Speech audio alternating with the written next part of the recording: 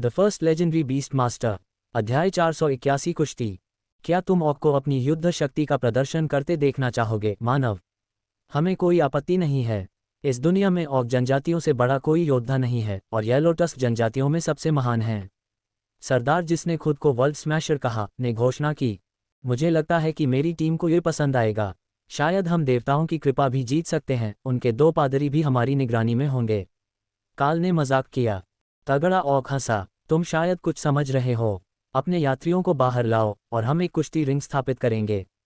अन्य लोग काल की योजना पर थोड़ा संदेह कर रहे थे कि ऑक को बलि का बकरा बनाकर विसंगति के ठीक बगल में रखा जाए, लेकिन ये सुनने के बाद कि उसे लगता है कि वे इसे ऑक जनजातियों के लिए एक दिव्य अनुग्रह के रूप में दावा करने में सक्षम हो सकते हैं, यहाँ तक कि दाना को भी हंसने से बचने की पूरी कोशिश करनी पड़ी। ये कुछ हद तक ईशनिंदा जैसा लग रहा था, लेकिन यह एक मंदिर था जिसने उन्हें इस मिशन पर भेजा था, और उनके पास 2 पादरी थे, साथ ही एक नागा रानी थी जिसने अतीत में जानवरों के देवताओं का पक्ष दिखाया था। इसलिए शायद ये वास्तव में देवताओं की इच्छा थी कि उन्होंने इस कालकोठरी को स्थिर किया। एक तरफ राक्षस राज्यों में एक सक्रिय कालकोठरी होना एक बुरा विचार हो सकता है। जहां तक किसी और का सवाल है, उन्हें और अधिक ताकत की आवश्यकता नहीं थी, इसलिए उन्हें अधिक शक्ति तक पहुंच प्रदान करना एक दीर्घकालिक नकारात्मक था, भले ही यह सभी अन्य देशों का ध्यान गोल्डन ड्रैगन राष्ट्र पर हमला करने से दूर कर दे। दूसरी ओर ऑक्स को कुश्ती करते देखना बहुत मज़ेदार लग रहा था। वे अपनी उपस्थिति के बावजूद उतने बर्बर नहीं थे जितना कि हर कोई डरता था, और वे अपनी मांसपेशियों को दिखाने के मौके के लिए ईमानदारी से उत्साहित लग रहे थे। रिंग को जल्दी से इकट्ठा किया गया था, कुश्ती मैचों के लिए रस्सी का एक बड़ा घेरा। ये भी कुछ ऑकिश शौक में से एक था जिसमें बहुत अधिक रक्तपात शामिल नहीं था। उनके पास रैंक के लिए लगातार परीक्षण थे और कुछ संभवतः कुश्ती मैचों के इस सेट का पालन करेंगे, लेकिन आज विसंगति खुलने तक सब कुछ शांतिपूर्ण होगा। यही वह हिस्सा था जिससे दाना को डर था। वे विसंगति के खुलने की जगह के बहुत करीब थे, और अगर वे समय रहते वहां से नहीं निकल पाए तो वे कालकोठरी के अंदर जाने के मौके के लिए ऑक से लड़ने लगेंगे। कोई भी उस अवसर को नहीं छोड़ेगा, और अगर वे ऐसा करते हैं तो ये बेहद संदिग्ध लगेगा। इसलिए ऑक्स सबसे अधिक संभावना उन्हें भगाना चाहेंगे, और उनके अगले जीवन से आगे कोई जगह नहीं थी। कुश्ती मैचों के लिए स्वेच्छा से भाग लेने वाले पहले कुछ ऑक्स बढ़ते हुए किशोर लड़के थे, और ऑक्स उन्हें कुश्ती करते देखने के मौके के लिए बहुत उत्साहित थे। उन्होंने रिंग के चारों ओर जगह छोड़ी ताकि काल और अन्य लोग देख सकें, लेकिन इसके अलावा वे अपने बीच में बाहरी लोगों की उपस्थिति को अनदेखा करते दिख रहे थे, सिवाय कभी कभार यह सुनिश्चित करने के लिए कि वे अभी भी ऑकिश बच्चों की महिमा देख रहे हैं।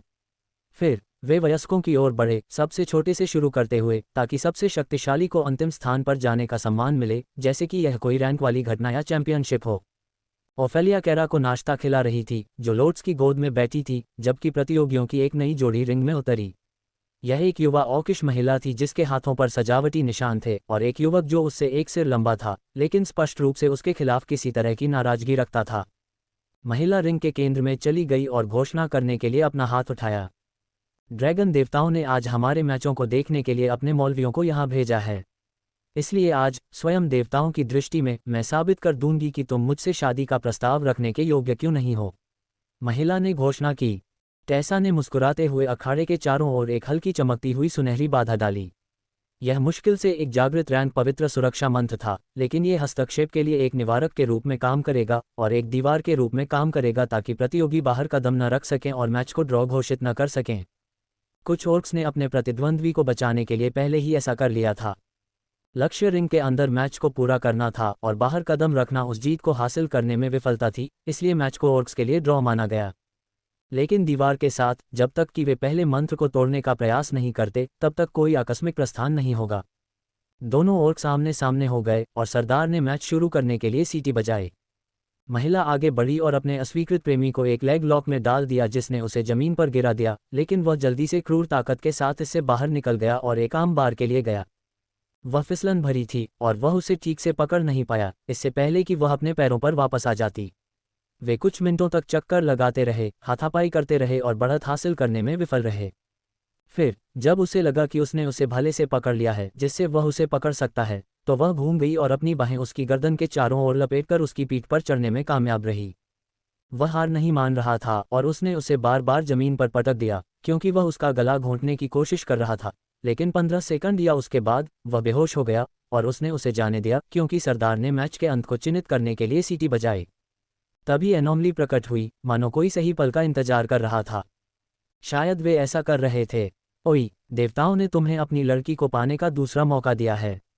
अपनी आलसी गांड को अंदर लाओ और चुनौती पूरी करो, सरदार चिल्लाया, जबकि दुर्भाग्यपूर्ण और धीरे धीरे पलकें झपकाता हुआ होश में आया। बॉस, उसने असमंजस में पूछा। सरदार ने उसे उठाया और जबरदस्ती एनॉमली में फेंक दिया। ठीक है, ऐसा करने का एक तरीका है। काल हंसा, इससे ठीक पहले ऑक को वापस बाहर फेंक दिया गया। मैंने अभी तुमसे क्या कहा? सरदार ने पूछा। यह मेरी गलती नहीं है, बॉस। इसमें कम से कम 10 लोगों के समूह का आकार लिखा था। ऑर्क ने रक्षात्मक मुद्रा में अपने हाथ ऊपर उठाते हुए उत्तर दिया। सरदार वर्ल्ड स्मैशर ने उत्तर पर विचार करते हुए अपनी ठुड्डी थपथपाई। मनुष्यों और 4 और बच्चों को भेजो। तुम सब लगभग एक जैसे आकार के हो, उसने फैसला किया। आकार ही ताकत थी, ताकत ही सब कुछ थी। इसलिए एक छोटा और कुछ भी नहीं था। उन्हें बस उसे तब तक प्रशिक्षित करना था जब तक वह काफ़ी बड़ा न हो जाए और वह अपनी होने वाली दुल्हन को प्रपोज करने का अधिकार अर्जित कर ले। महिला ऑर्क उसके बगल में आ गई। सरदार, मुझे उसके साथ भेजो। ये तभी उचित होगा जब वह मुझसे मेल खाने की कोशिश कर रहा हो, उसने जोर दिया। ठीक है, फिर तुम तीनों को भी। ये बेहतर है। मनुष्य अभी भी थोड़े छोटे हैं, लेकिन ये चलेगा, वे एक इंसान के जितने बड़े हो सकते हैं। उसने जो ऑर्क चुने थे वे सभी आरोही के विभिन्न चरणों के थे, जिनमें सबसे मजबूत आरोही के मध्य में था। काल के समूह के साथ उन्हें भेजना एक दिलचस्प कालकोठरी अनुभव हो सकता है। यह इस बात पर निर्भर करता है कि शक्ति स्तर क्या निर्धारित किया गया था। ये नरसंहार या नरसंहार हो सकता है। विजेता के साथ अंतर होगा। काल ने असंतुष्ट ऑक्स की जोड़ी को कंधे पर थपथपाया और उन्हें कालकोठरी में ले गया। ये पता लगाने का केवल एक ही तरीका था कि यह कैसे होने वाला था, और इसमें बाहर इंतजार करना शामिल नहीं था। अध्याय 482 कालकोठरी। उनकी टीम के बाकी सदस्य काल और उनके साथ खींचे गए 2 ऑक्स के पीछे पीछे चले गए, जिससे अंतिम 3 उनका पीछा करते हुए उन्हें पकड़ने लगे। अंदर, यह क्षेत्र उस भूमिगत कालकोठरी जैसा लग रहा था जिसे काल ने ठंडी विशालकाय सीमा के पास पहाड़ों में देखा था। ये खंडहर हो चुके काले टावरों और पेड़ों के आकार के अजीब कवक से भरा था, लेकिन डार्क एल्वेस के कोई संकेत नहीं थे, और इसके बजाय किसी तरह के छाया कीचड़ राक्षसों ने कब्जा कर लिया था। काल की समझ में वे उच्च आरोही और निम्न कमांडर के रूप में दिखाई दिए, जो गोल्डन ड्रैगन राष्ट्र में कालकोठरी के समान है, लेकिन इसमें प्रवेश करने के लिए 10 लोगों की आवश्यकता थी। जैसे ही ऑक्स ने अपने विकल्पों पर विचार किया, काल ने डिवाइस को बाहर निकाला और इसे सक्रिय किया। उम्मीद है कि कालकोठरी को स्थिर कर दिया जाएगा ताकि जो कोई भी अगला दिखाई देगा उसे यह एक पूर्ण सौदा के रूप में दिखाई देगा। डिवाइस सक्रिय होते ही गायब हो गई, इसलिए वह केवल यह आशा कर सकता था कि यह ठीक से काम करे, लेकिन यह उसकी जिम्मेदारी नहीं थी। उसने वही किया जो उसने सहमति दी थी और डिवाइस को उचित स्थान पर सक्रिय किया। ऑक्स के साथ विसंगति के अंदर अपनी पूरी टीम के साथ कालकोठरी को स्थिर करने के लिए क्या हुआ था, इस बारे में सवाल हो सकते हैं। लेकिन यह एक छोटी सी असुविधा थी और सरदार ने पहले ही सोचा था कि यह देवताओं का संकेत था, न कि नश्वर छेड़छाड़। क्या आप इन प्राणियों को जानते हैं? पराजित प्रेमी ने जवाब के लिए काल की ओर देखते हुए पूछा। नहीं, लेकिन मैं उनके बारे में कुछ बातें जानता हूँ। वे तुमसे ज़्यादा ताकतवर हैं, उनमें से कुछ काफ़ी ज़्यादा ताकतवर हैं। वे आक्रामक भी होंगे, लेकिन जब तक हम उनके बहुत नज़दीक नहीं पहुँचेंगे तब तक वे हम पर हमला नहीं करेंगे। जब तक हम उन्हें दुश्मनी में नहीं डालेंगे वे अपने ठिकानों के पास ही रहेंगे, घूमते हुए गश्ती दल के अलावा। इसके अलावा मुझे उनके कौशल के बारे में कुछ नहीं पता, इसलिए याद रखना सुनिश्चित करें कि वे कैसे लड़ते हैं ताकि आप सरदार को बता सकें। अगर उसे मुझसे ये सुनना है तो वह ट्रॉफी के लिए आपकी खाल ले लेगा। ऑक्स हंसे क्योंकि उन्हें एहसास हुआ कि काल बिल्कुल सही था। बॉस खुश नहीं होगा अगर इंसान ही उसके लिए जवाब दे। ठीक है, हमें पता लगाना चाहिए कि वे क्या कर सकते हैं। आपके लोग किस तरह के लड़ाके हैं? ऑकिश महिला जिसने अभी अभी अपने संभावित प्रेमी को हराया था ने पूछा। उसकी आवाज़ मधुर थी और उसका लहजा अपेक्षा से ज़्यादा वाकपटु था, जो काल ने पुराने ऑक्स से सुना था और चुनौती के दौरान उसके लहजे और भाषा से बहुत दूर था। ऐसा लग रहा था कि वह अपनी बुद्धि को अपने मूर्ख दोस्तों से छिपा रही थी, शायद इसलिए कि उसे ऑकिश के समकक्ष बेवकूफ़ कहा जाने से बचाया जा सके। हम कुछ गोलेम बुला सकते हैं और हमारे पास पादरी के अलावा एक जादूगर और एक बरस्कर भी है। चिंता मत करो, अगर तुम घायल हो गए तो हम तुम्हें ठीक कर देंगे। ये जगह 10 लोगों के साथ मिलकर काम करने के लिए है, न कि 5 के 2 समूहों के लिए जो एक दूसरे और भीड़ से लड़ते हैं। काल ने समझाया। धन्यवाद, इससे हमारा जीवन बहुत आसान हो जाएगा। हमारे कबीले के साथ शमन है, इसलिए हम तुम्हारे जादूगर के साथ वैसा ही व्यवहार करेंगे, पीछे से लड़ते हुए। वेबियर ऐसा दिखता है कि वह लड़ सकती है, इसलिए वह हमारे साथ आगे आ सकती है। तुम किस तरह की लड़ाकू हो? उसने पूछा। मैं जादूगर और योद्धा के बीच कहीं हूँ, लेकिन मैं आमतौर पर मदद के लिए अपने जानवर दोस्तों पर निर्भर रहता हूँ। वे बहुत मजबूत हैं। लेकिन हम आज उनके बिना काम चला सकते हैं और उन्हें आराम करने दें। कम से कम वे तब तक आराम कर सकते थे जब तक कि समूह किसी मुसीबत में न पड़ जाए। ऑक्स के अभिमान के लिए इसे स्वीकार करना कम मुश्किल होगा। महिला ने सिर हिलाया और अपने साथियों को उसके साथ आने का इशारा किया क्योंकि वह छाया कीचड़ राक्षसों के पहले समूह पर आगे बढ़ रही थी। महिला ने सिर हिलाया और अपने साथियों को उसके साथ आने का इशारा किया क्योंकि वह छाया कीचड़ राक्षसों के पहले समूह पर आगे बढ़ रही थी। ओफेलिया उनके साथ शामिल हो गई क्योंकि वह फ्रंट लाइन पर एकमात्र कमांडर रैंक की लड़ाकू थी और काल को आरोही कीचड़ के खिलाफ भेजना बहुत ही असभ्य था। यहाँ तक कि कैरा या किसी अन्य जानवर को भेजने से भी कुछ ही सेकंड में खतरे खत्म हो जाते। लेकिन समूह के बाकी लोगों के लिए यह एक अच्छी लड़ाई थी। थोर ने सभी पर अनंत बिजली फैलाई जिससे ऑक्स चौंक गए। लेकिन वे एक अज्ञात लड़ाई के लिए अपने पक्ष में रक्षात्मक जादू पाकर खुश थे और वे खुशी खुशी युद्ध में कूद पड़े। तथ्य यह है कि वे बिना किसी युद्ध के नारे के ऐसा करने में कामयाब रहे। ऐसा लगता है कि इसके लिए उन्हें बहुत प्रयास करने पड़े, लेकिन वे इतना शोर नहीं मचाना चाहते थे कि वे शुरू में ही सब कुछ अपनी ओर खींच लें। जैसे ही वे पास आए, स्लाइम्स ने ऑर्क्स से भिड़ने के लिए अपना रुख बदला और उनके शरीर ने अपना आकार बदल लिया। वे अपनी जन्मजात क्षमता का उपयोग करके उन पर भेजी गई चीज़ों की नकल कर रहे थे और किश टीम और ओफेलिया दोनों की उपस्थिति को उसके वेबियर रूप में अपना रहे थे। ये काफ़ी शानदार दृश्य था और काल को खुशी थी कि उन्होंने किसी भी जादू टोने करने वाले को समूह के करीब नहीं भेजा था। केवल 5 स्लाइम्स थे और काल ने मान लिया कि उन्हें ओफेलिया की मदद से हाथापाई करने वाले हमलावरों के लिए बहुत समय नहीं लेना चाहिए, लेकिन चुने गए ऑर्क्स को कोई भी नुकसान पहुंचाने में विशेष रूप से कठिन समय लग रहा था। डाना, क्या तुम उनकी मदद कर सकती हो? काल ने पूछा। सभी को अनुभव की आवश्यकता थी, विशेष रूप से युवा ऑर्क्स को, लेकिन जब डाना ने हमला करना शुरू किया तो यह स्पष्ट हो गया कि समस्या हमलावरों की नहीं बल्कि विरोधियों की थी। उसके मंत्र बिल्कुल भी नुकसान नहीं कर रहे थे, केवल छोटे क्षतिग्रस्त गड्ढे छोड़ रहे थे और स्लाइम बिना रुके लड़ रहे थे। उत्सुकतावश काल ने एक को रैंक से मारा और उसका एक हाथ काट दिया, लेकिन जीव लड़ता रहा जबकि घाव से खून की तरह काला रिसाव बह रहा था। ये पुनर्जीवित नहीं हो रहा था और यह ऐसे लड़ रहा था जैसे ये स्लाइम के नुकसान से मर रहा हो। यह एक अच्छी शुरुआत थी, लेकिन हमलों से इसे जो नुकसान हुआ वह हास्यास्पद रूप से कम था। उसके या कैरा की तरह नहीं, जिन्होंने आधार राशि को नज़रअंदाज किया, लेकिन जैसे कि वे 3 गुना अधिक टिकाऊ थे उसी शक्ति स्तर पर। देवियों और सज्जनों, हमने ऑक्स के लिए एकदम सही प्रशिक्षण मैदान पाया है। वे बहुत शक्तिशाली नहीं हैं, लेकिन वे वास्तव में मार सह सकते हैं। क्या आप चाहते हैं कि मैं पूरी ताकत से आगे बढ़ूं या मुझे पीछे हटना चाहिए और आपको लड़ने देना चाहिए? काल ने पूछा। चलो लड़ते हैं, कायरों को मदद की ज़रूरत है। ऑकिश महिला हंसी। ठीक है, वैसे भी हम जल्दी में नहीं थे। इस मामले में ऑक्स से बहस न करना आसान था, भले ही जल्दी ही अंधेरा होने वाला था। बाकी ऑक्स ने ठहाके लगाए और दाना आगे बढ़ गई ताकि वह अधिक प्रभावी ढंग से हमला कर सके, जबकि काल ने उन स्लाइम्स पर हमला किया जो ऑक्स की सुरक्षा को चकमा देकर उन्हें खराब स्थिति में डाल सकते थे। इस तरह लोट्स और टेसा ज़्यादातर आराम कर सकते थे, हालांकि टेसा ने सभी पर हथियार आशीर्वाद डाला था ताकि उनका नुकसान बढ़ जाए। जब तक पहला समूह गिर गया, वे सभी एक समूह में एक साथ मिलकर काम करना शुरू कर रहे थे और काल लड़ाई में उनके साथ शामिल होने के लिए तैयार था। हालांकि वह किसी विशेष जल्दी में नहीं था, वे पूरी रात यहाँ नहीं रहना चाहते थे और ये स्लाइम मार खा सकते थे, भले ही वे अनंत बिजली को ज़्यादा नुकसान न पहुँचाएं। इसे ध्यान में रखते हुए काल ने दूसरे समूह का नेतृत्व किया और जैसे ही स्लाइम बदलना शुरू हुआ, हमला शुरू कर दिया। उन्होंने हमलावरों की शक्लें लीं, लेकिन उन्होंने कौशल नहीं लिया। कम से कम जहां तक काल बता सकता था, उन्होंने नहीं लिया। कम से कम उन्होंने उन लोगों को नहीं लिया जो उसे अपने जानवरों से मिले थे, या उसने दूसरे मुठभेड़ को शामिल सभी लोगों के लिए बहुत खतरनाक बना दिया होता। हालांकि दूसरे समूह में एक तरह का जादूगर था। यह एक नीला कीचड़ वाला राक्षस था और इसने उन पर पानी के बोल फेंके जिससे हॉक लगभग उन्माद में आ गया और बाहर आकर प्राणी को अस्तित्व के लिए दंडित करना चाहता था। आराम करो, अगर ऑक अच्छा काम नहीं कर रहे हैं तो हम तुम सभी को मालिकों से लड़ने के लिए बाहर जाने देंगे। काल ने उसे सांत्वना दी।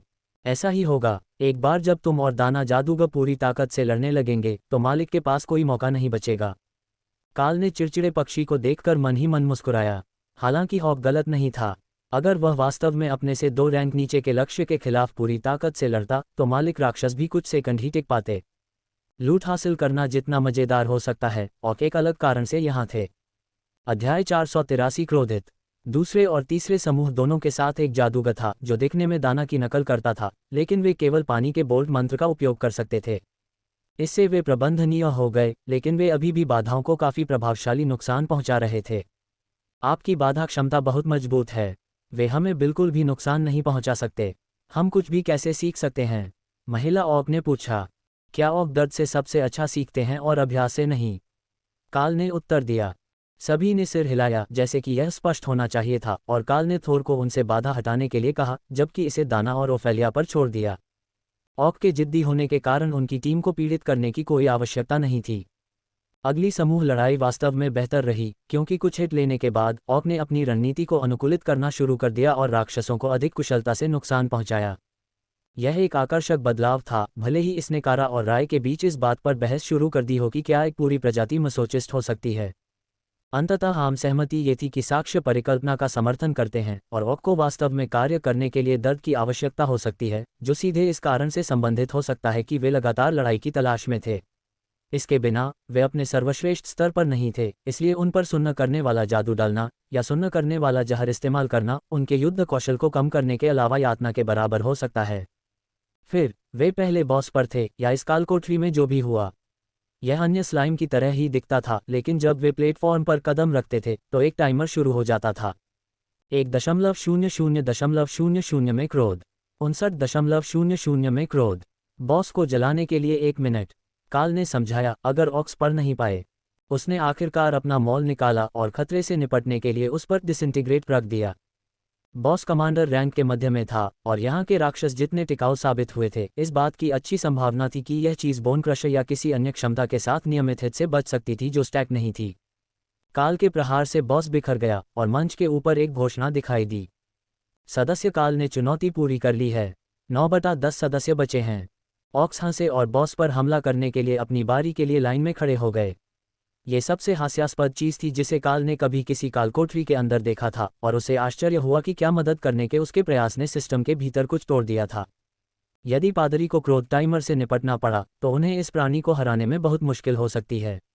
खैर, शायद ऐसा नहीं, जो वास्तव में काफ़ी अच्छी तरह से लड़ सकती थी, लेकिन लोड्स अपने आक्रामक आउटपुट के लिए नहीं जानी जाती थी। काल की बदौलत उसके पास कांटेदार बैलें मंत्र था, लेकिन वह शायद ही कभी इसका इस्तेमाल करती थी, और उसे ये भी नहीं पता था कि इससे कितना नुकसान हुआ। मंत्र का इस्तेमाल मुख्य रूप से भीड़ को नियंत्रित करने के लिए किया जाता था, ताकि दुश्मनों को इधर उधर भागने से रोका जा सके। मादा ऑक ने पूरे 1 मिनट तक जानवर पर बहादुरी से हमला किया, जबकि उसे 4 बार ठीक होने की भी ज़रूरत थी, लेकिन उसने टाइमर को नहीं हराया। प्राणी की ताकत और आकार में लगभग 1/4 की वृद्धि हुई, और अब वह अकेले उससे लड़ने के लिए संघर्ष कर रही थी। शायद हमें बस किसी ऐसे व्यक्ति की ज़रूरत है जो उस पर जानलेवा प्रहार करे, ओफेलिया ने सुझाव दिया, क्योंकि उसे एहसास हुआ कि बॉस को शायद ही कोई नुकसान हुआ हो। अच्छा विचार है, हर कोई उसकी मदद करे, और अगर ज़रूरत पड़ी तो मैं बॉस को फिर से मारकर टाइमर को रीसेट कर दूंगा, काल ने सुझाव दिया। ऐसा लगता है कि यह काम कर गया, और जब 58 सेकंड बाद मादा ऑक को जानलेवा प्रहार मिला तो कोई दंड नहीं लगाया गया।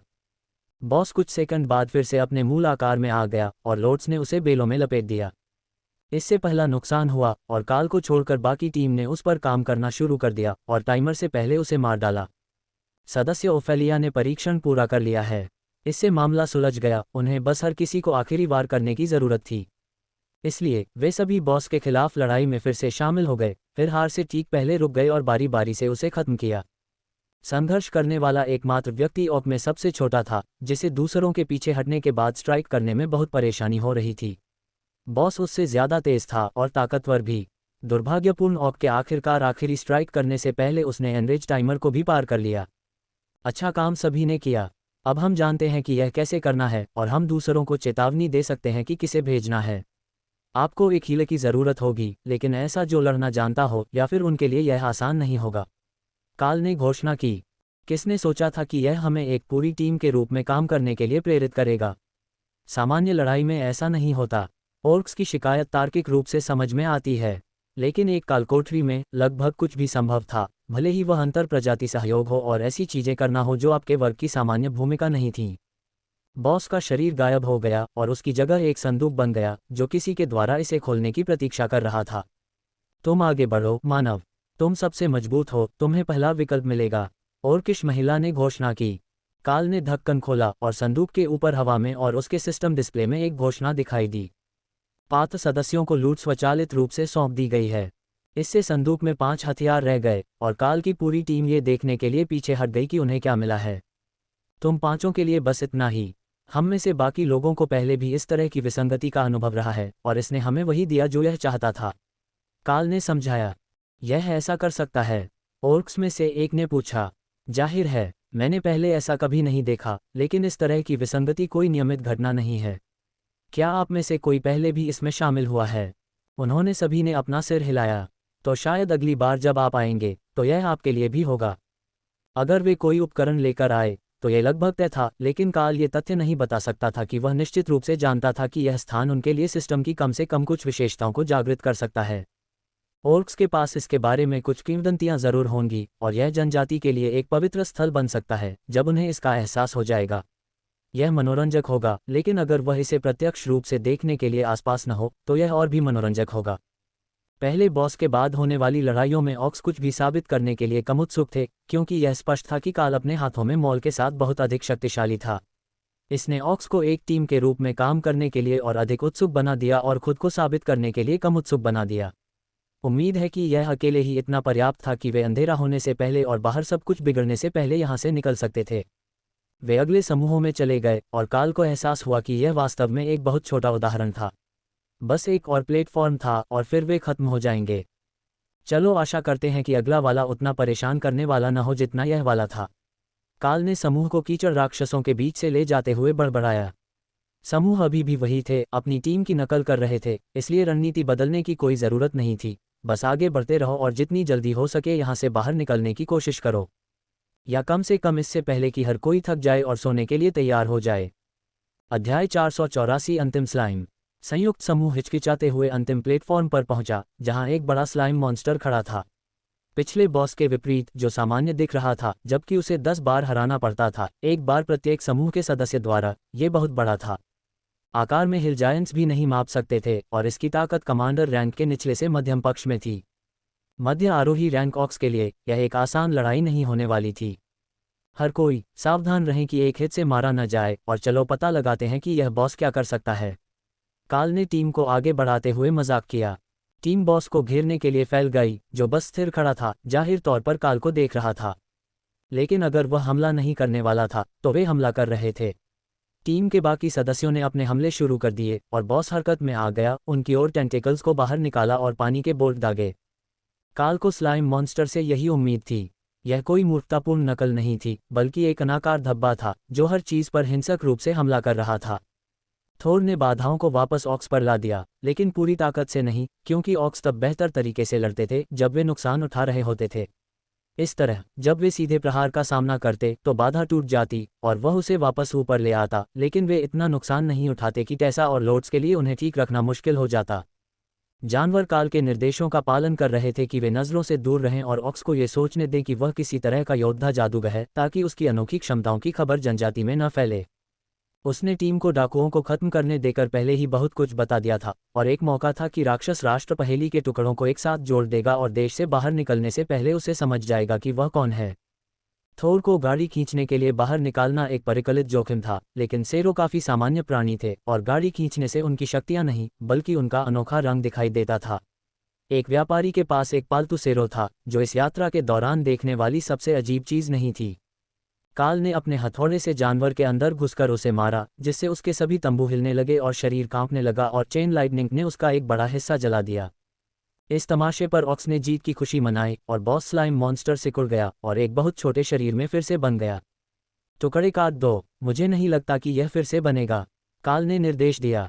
बेशक, ये कहना जितना आसान था, करना उतना आसान नहीं था। तंबू रबर जैसे थे और जब वे उछलकर दूर चले जाते थे तो उन पर अच्छा प्रहार करना मुश्किल था। लेकिन ओफेलिया जानवर के विचलित होने के दौरान शरीर पर हमला करने के लिए आगे बढ़ी थी, और दाना की ब्लेड शैली ने टेंटेकल्स को हटाने में अच्छी किस्मत पाई, जो बॉस के चारों ओर पड़े थे लेकिन वापस अंदर नहीं खींचे जा रहे थे। प्रत्येक हटाए गए टेंटेकल ने बॉस को छोटा कर दिया था और लोड्स धीरे धीरे कोर को कांटेदार लताओं में लपेट रहा था, जिसने इसकी गति को रोक दिया, और जब ये हिलने की कोशिश करता तो सतह पर गहरे खांचे बना देता। इस चीज को मरने में कितना समय लगेगा? ऑकिश महिला ने शिकायत की, क्योंकि उसने एक और टेंटेकल को काट दिया। जब तक आप इसे चाहते हैं। अगर आप इसे खत्म कर देते हैं तो मैं इसे मार दूंगी, काल ने जवाब दिया। आप ऐसा कहते हैं जैसे ये बहुत आसान है, अन्य ऑक्स में से एक ने हंसते हुए कहा। मॉल पर विघटन के 5 ढेरों ने सिर को शक्ति से कंपन किया और काल शपथ ले सकता था कि उसने बॉस के अनाकार ब्लॉब को हार मानने से पहले ही आह भरते हुए सुना था। उस भावना की पुष्टि तब हुई जब वह सिकुड़ गया और झूला झूलने के साथ ही फर्श पर गिर गया। काल को लगभग यकीन था कि बॉस को हराने का संदेश उसके स्लाइम से टकराने से पहले ही आ गया था, लेकिन विघटन के ढेर गायब हो चुके थे, इसलिए उसने किसी समय संपर्क किया होगा। जब वह विचारों में खोया हुआ था तो ऑक उसे सदमे में देख रहे थे। हंसते हुए भगवान के नाम पर यह क्या था? अस्वीकृत प्रेमी चिल्लाया। इसे विघटन कहा जाता है। बहुत बढ़िया है न? डाना ने काल की ओर से उत्तर दिया। महिला ऑक ने उस आदमी पर मुस्कुराया जिसे उसने अस्वीकार कर दिया था। तुम्हारी इतनी बड़ी बड़ी बातें, और वह एक ही झटके में बॉस को हरा सकता है। तुम्हें एक नया बार हासिल करना है। ओह चलो, ये कैसे उचित है? सरदार के अलावा कोई भी उस चीज़ को एक ही वार में नहीं मार सकता। उसने उसे एक क्रूर मुस्कान दी। तो तुम्हें सरदार बनना ही होगा, है न? युवक ने काल को गुस्से से घूरा और उसके कंधे झुक गए। इस डर से उसे अपने सपनों की लड़की कभी नहीं मिलेगी बार बढ़ता ही जा रहा था। काल ने लड़ाई खत्म होते ही अपने बफ को खत्म होने दिया और सभी ऑक उसकी ओर इशारा करने लगे। मुझे पता था कि तुम बड़े हो गए हो। तुम अपनी शक्ति का स्तर छिपा रहे हो, उनमें से एक ने चौंकते हुए कहा। रॉयल रैंक पर ब्रूटैलिटी ने अपना आकार 50% बढ़ा लिया, इसलिए वह मौजूद किसी भी ऑक से बड़ा था। लेकिन उन्होंने अब तक इस पर ध्यान नहीं दिया था जब उनके दिमाग ने आकार से संबंधित उसकी शक्ति के स्तर के बारे में अपनी मानसिक धारणा को समायोजित करने की कोशिश की। काल ने उन्हें आंख मारी। ठीक है, मैं इतने सारे प्रभावशाली ऑक योद्धाओं के साथ छोटा नहीं रह सकता था। क्या मैं रह सकता था? ये तथ्य कि बाकी सभी भी छोटे हो गए थे उन्हें समझ में नहीं आया, क्योंकि वे सभी काल को देख रहे थे। लेकिन बॉस चेस्ट दिखाई दिया था और इसने उन्हें उनकी कल्पना से बाहर ला दिया। स्तर 0 सदस्यों का पता चला। क्षतिपूर्ति टोकरे के ऊपर हवा में दिखाई दिया। इसका क्या मतलब है मानव? इसका मतलब है कि आप कभी भी सिस्टम के संपर्क में नहीं आए हैं और अब आप आ गए हैं। यह आपको केवल अपनी शक्ति के साथ ऐसा करने के लिए एक अतिरिक्त इनाम देगा। हमें वह बोनस नहीं मिलेगा क्योंकि हमें ये पहले एक बार मिल चुका है, काल ने समझाया। जब डंगोन ने उनके इनाम की गणना की तो ऑक ने खुशी मनाई और जश्न में एक दूसरे की पीठ थपथपाए। पहली बार सिस्टम इंटरफेस में प्रवेश करते ही उनकी आंखें खाली हो गईं और कुछ सेकंड बाद वे सभी अपने चेहरे पर मुस्कान के साथ वापस आ गए। मैं आधिकारिक तौर पर एक योद्धा हूँ, पुरुषों में से एक ने खुशी जताई। मैं भी, और मैं। दाना ने अपना चेहरा थपथपाया क्योंकि उसे एहसास हुआ कि संभवतः उन सभी ने अन्य विकल्पों को देखे बिना ही योद्धा को चुना था जो उनके सामने प्रस्तुत किए गए थे। फिर समूह में अकेली महिला ने एक बार पलक झपकाए और उसका पहनावा काले धातु की प्लेटों के साथ एक अधिक आदिम फर और चमड़े के सेट में बदल गया। मूर्ख योद्धा, आपने बाकी मेनू को भी नहीं देखा, है ना? उसने पूछा। वे सभी उसे घूरते हुए अपना सिर हिला रहे थे। आपको एक बेहतर योद्धा बनाने का मौका देने के लिए एक यादृच्छिक विकल्प है, उसने घोषणा की। काल के समूह की सभी महिलाएं एक दूसरे को देखती रहीं, अपने डर को छिपाने की पूरी कोशिश कर रही थीं, जबकि काल खुलकर हंस रहा था। यह यादृच्छिक विकल्प खतरनाक है। यह आपकी प्रजाति सहित आपके बारे में कुछ भी बदल सकता है। मैंने इसे इस्तेमाल करते हुए आखिरी व्यक्ति को एल्वेन बच्चे में बदल दिया था। हालांकि अन्य वर्ग भी हैं। आप इसके बजाय शमन या बरसकर चुन सकते थे और ऑक के अलावा किसी और में बदलने का जोखिम नहीं उठा सकते थे, उसने समझाया। महिला की आंखें बड़ी हो गईं क्योंकि उसे एहसास हुआ कि वह कितनी आपदा के करीब आ गई थी। काल ने सिर हिलाया क्योंकि उसने देखा कि वह समझ गई है। इसने तुम्हें क्या दिया? मैं एक डेथ नाइट हूं, उसने गर्व से घोषणा की। काल को नहीं पता था कि यह क्या कर सकता है, लेकिन ये किसी तरह का जादू का उपयोग करने वाला योद्धा होना चाहिए जिसमें अद्वितीय कौशल हो। ठीक है, मैं आपको एक चैंपियन से दूसरे चैंपियन को थोड़ी सलाह दूंगा। स्थिति, इन्वेंट्री और कौशल वृक्ष शब्दों पर ध्यान केंद्रित करने से आप सिस्टम फंक्शन तक पहुंच सकेंगे। आपके पास एक कौशल उपलब्ध हो सकता है क्योंकि आप सभी पहले से ही आरोही रैंक पर हैं। उन शब्दों को मत भूलना क्योंकि भविष्य में आपको शक्ति प्राप्त करने के लिए उनकी आवश्यकता होगी। वे सभी शब्दों को बुदबुदाते रहे और कुछ मिनटों के लिए विचलित हो गए। फिर महिला ऑक का कवच एक नए ग्रेटेस्ट वॉर्ड के साथ प्लेट मेल के पूर्ण काले सूट में बदल गया। डेथ नाइट्स को अपवित्र उपकरण मिलते हैं। ये बहुत अच्छा है। मुझे विशेष हमला कौशल भी मिला है, उसने समझाया। अच्छा, अगर आपको अपनी कक्षा से कुछ कौशल मिले हैं और नया गियर जिसे आप क्षतिग्रस्त होने पर वापस बुला सकते हैं, तो आपको जनजाति का एक महान चैंपियन बनना चाहिए। भले ही दूसरे योद्धा बन जाएं, लेकिन कुछ ही लोग डेथ नाइट की शक्तियों का मुकाबला कर पाएंगे। अन्य ऑक अपनी नई शक्तियों का जश्न मनाने में इतने व्यस्त थे कि उन्हें उसकी पोशाक में हुए बदलाव का पता भी नहीं चला। इसलिए ओफेलिया ने इनाम के बक्से को खोलने के लिए पंजे का इस्तेमाल किया। सभी लूट को पात्र सदस्यों को स्वचालित रूप से सौंप दिया गया है। संदूक गायब हो गया और काल ने ऑक को देखकर मुस्कुराया। अपनी इन्वेंट्री की जांच करें, वहां एक इनाम होना चाहिए। आप अपने दोस्तों को दिखा सकते हैं या इसे गुप्त रख सकते हैं, कालकोठरी ने इसे सिर्फ आपको दिया है। संभवतः पैसे भी होंगे, लेकिन मुझे नहीं पता कि आपकी जनजाति इससे कैसे निपटती है। ऑक हंसे। ऑक को सिक्कों की क्या ज़रूरत है? ऑक्स भोजन साझा करते हैं, लेकिन हमें केवल अन्य वस्तुओं की अनुमति है जिन्हें हमें अपने प्रयासों से खुद अर्जित करना होगा या अपने हाथों से बनाना होगा। लोड्स ने उन्हें उत्सुकता से देखा। तो आप भोजन के अलावा किसी और चीज़ के लिए व्यापार नहीं करते? ऑक्स ने सिर हिलाया। दूसरी प्रजातियों द्वारा बनाए गए सामान को खरीदकर मजबूत बनना धोखा है। यह असली ताकत नहीं है। लेकिन ये कालकोठरी पुरस्कार हमने खुद अर्जित किए हैं, भले ही छिपी हुई शक्तियों वाले योद्धा ने मदद की हो। अब हम समझ गए आपने शुरू से ही हर चीज़ से क्यों नहीं लड़ा। आप चाहते थे कि हम इनाम कमाएं ताकि हमारे पास घर ले जाने के लिए ज़्यादा हो। तुम एक बुद्धिमान व्यक्ति हो, योद्धा काल। काल के पीछे 4 जोड़ी आंखें एक साथ घूम गईं। वह शानदार नहीं था, वह उन्हें अपने कौशल का अभ्यास करने का समय दे रहा था क्योंकि कालकोठरी शक्ति प्राप्त करने के लिए सबसे अच्छी जगह थी। अध्याय 485 बहुत शोर। काल ने समूह को कालकोठरी से बाहर निकाला और तुरंत चाहा कि उसने ईयरप्लग लगा लिए होते। अब ऑकिश जनजाति के चारों ओर दर्जनों राक्षस थे जिन्होंने कालकोठरी के प्रवेश द्वार को घेर लिया था। यह अच्छी बात थी कि उन्होंने वैगन को रास्ते से दूर पार्क किया था, क्योंकि यह अभी भी बरकरार था, लेकिन अन्य लोग जबरन अंदर जाने की कोशिश कर रहे थे और सरदार वर्ल्ड स्मैशर उन्हें ऐसा नहीं करने दे रहा था। कम से कम तब तक नहीं जब तक कि उसकी टीम वापस बाहर न आ जाए, और शायद तब तक नहीं जब तक कि उसका पूरा कबीला अंदर न चला जाए।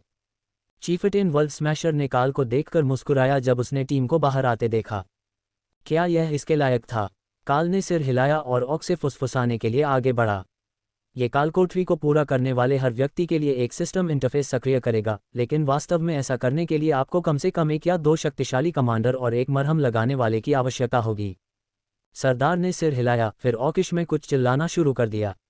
10 के समूह रक्षात्मक रेखाओं से पीछे हटने लगे, कालकोठरी के प्रवेश द्वार की ओर भागे, जबकि अन्य सेनाएं क्रोध में चिल्ला रही थीं। क्या मुझे उनसे बात करनी चाहिए? मुझे लगता है कि हम सभी को एक शॉट देने की व्यवस्था कर सकते हैं। काल ने प्रस्ताव दिया। येलो टस्क कबीले के बाद हमने ये स्थान अर्जित किया है। यदि यह बंद होने जा रहा है तो हम इसका उपयोग करने वाले होंगे। काल ने सिर हिलाया और सरदार के बगल में अपनी जगह ले ली, जो अन्य लोगों के साथ थे जिन्होंने अपना रन पूरा कर लिया था। फिर आगे बढ़कर ऑक्स और अन्य गुटों के नेताओं के बीच में आ गए। येलो टस्क ऑक्स ने दया की अपील के बाद देवताओं से दिव्य आशीर्वाद के रूप में यह विसंगति प्राप्त की। एक बार जब वे अपने योद्धाओं को भेज देंगे तो कालकोठरी किसी और के लिए भी प्रवेश करने के लिए स्वतंत्र हो जाएगी। सरदार वर्ल्ड ब्रेकर ने अपना वचन दिया है कि वह अपने सभी लोगों के प्रवेश करने के बाद प्रवेश को अवरुद्ध नहीं करेगा। काल ने घोषणा की। 3 दानव और एक राक्षस जो उसके सबसे करीब खड़े थे, ने काल को संदेह भरी नज़र से देखा, लेकिन ऑक्स पहले से ही कालकोठरी पोर्टल में एक बार में 10 की संख्या में घुस रहे थे, जिससे पोर्टल में प्रवेश के बीच केवल एक छोटा सा ब्रेक मिल रहा था। वह विसंगति हमेशा के लिए नहीं रहेगी। बेवकूफ़ ऑक्स से भरी एक जनजाति को ये क्यों मिलना चाहिए? हमें अंदर आने दो या हम खुद को अंदर जाने देंगे। राक्षस ने मांग की। अगर तुम ऐसा कर सकते तो तुम यहाँ सरदार से भिड़ने के लिए नहीं होते। बस 1 घंटा लगेगा और ऑर्क्स वापस आ जाएंगे। रास्ते से हट जाओ। हम अपने और कालकोठरी के बीच जो कुछ भी है उसे मार देंगे। दानवों में से एक ने जोर दिया। मानव, यह एक ऑर्क लड़ाई है। अगर वे कोशिश करना चाहते हैं तो उन्हें कोशिश करने दो। सरदार वर्ल्ड ब्रेकर ने जोर दिया। ठीक है, मैं अपनी टीम को वापस हमारे वैगन में ले जाऊंगा और हम रास्ते से हट जाएंगे। यह एकदम सही था। काल बिना ये दिखाए कि वह ऑक्स को छोड़ रहा है, पीछे हट सकता था, और उन्होंने पहले ही अपने ज़्यादातर लोगों को अंदर भेज दिया था, इसलिए केवल सरदार और योद्धाओं का एक छोटा समूह था, जिसमें वे भी शामिल थे जो अभी अभी बाहर आए थे, जो लड़ रहे थे। जब तक दूसरे लोग कालकोठरी की दौड़ पूरी कर लेते तब तक लड़ाई किसी न किसी तरह से खत्म हो चुकी होती। काल और उसकी टीम को बाहर निकालने के लिए भीड़ अलग हो गई, और फिर सरदार और उसके चुनौती देने वालों के चारों ओर एक घेरा बनाना शुरू कर दिया। दुर्भाग्य से वर्ल्ड ब्रेकर के लिए वह एक महत्वपूर्ण विवरण से चूक गया था। उसके योद्धा प्रतियोगिता के चारों ओर एक घेरे में थे और उसके अधिकांश कबीले कालकोठरी के अंदर थे। अब पोर्टल की रखवाली करने वाला कोई नहीं था, और चैंपियनों के बीच लड़ाई शुरू होने से पहले ही 10 के चुपके समूह अंदर घुसने लगे थे। जल्द ही दूसरों को एहसास हो जाएगा कि कालकोठरी ढह नहीं रही थी, क्योंकि ऐसा लग रहा था कि डिवाइस ने इसे स्थिर करने का काम किया था। अस्तित्व और प्रवेश द्वार लगभग गोल्डन ड्रैगन राष्ट्र के प्रवेश द्वार के समान ही दिखता था।